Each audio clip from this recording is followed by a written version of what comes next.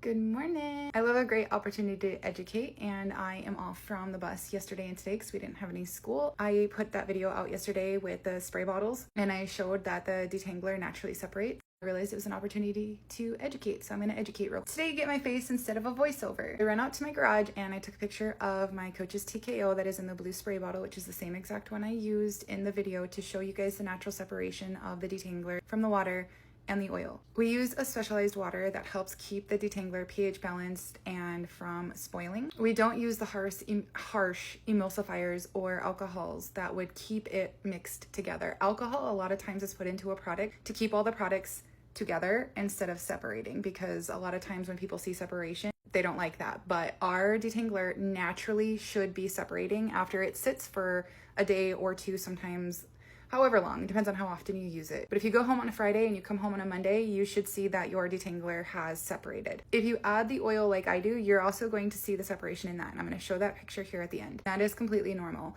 The oil will stay at the top half of the detangler. It won't be like a thick oil line at the top unless it's had time to sit for a really long time, because our detangler is made with natural oils, as you guys know if you look at the ingredients. The oil is able to stay kind of suspended with the detangler, but it will separate into tiny little dots, which is why you want to make sure you are shaking your detangler bottles before you use them. Because if you've gone a day or two without and you're just spraying without shaking, you're just spraying the water on the dog. Here's the picture. You can see that at the top, you can see the little tiny oil dots that are in the top half of the detangler.